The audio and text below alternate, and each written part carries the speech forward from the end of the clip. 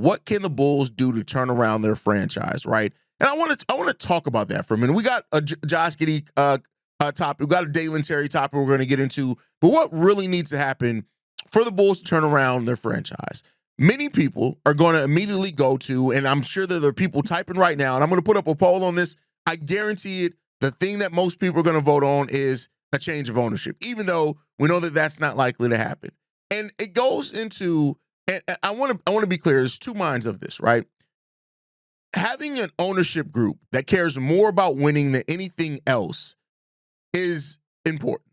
But I still think you need people who run the day-to-day basketball operations. For example, Matt Ishbia, I believe, cares more about winning than anything else. Now, in his version of that, he thought throwing money at that was going to be the result, and it still failed, right? And the way that team building was done, it still failed. So while I know a lot of Bulls fans, they go to the luxury tax, even though I think this was the first time that we have the most teams not paying the luxury tax than ever before. I think you're going to get more and more of that with the second tax apron as well. More on that later, right?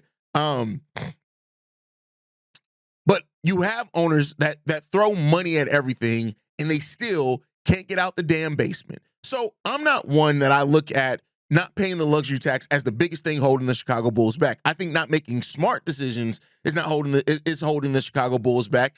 And I think the biggest thing with ownership, and because I don't believe the Reinsdorfs are selling the Bulls anytime soon, and I don't think you need the Reinsdorfs to sell the Bulls to necessarily make you a winning franchise. But I do think the bigger thing than not paying the luxury tax, a bigger thing than the Reinsdorfs owning the Chicago Bulls, is that this is a franchise that sometimes it values relationships more than they value winning. And that is the problem. And by relationships, I don't even mean relationships with the players. We've seen franchises value relationship with players and still build winning franchises. The Heat did that to a degree, right? But even then, like Pat Riley didn't re-sign Dwayne Wade, and then Dwayne Wade came here, and then he ended up bringing Dwayne Wade back, right? So like even to that degree, it only mattered. I think the team that probably values relationships the most and was able to win over that time was probably the San Antonio Spurs. I think that in just fairness, that was probably the team that you could look at the most and say they valued relationships, and they still won for decades.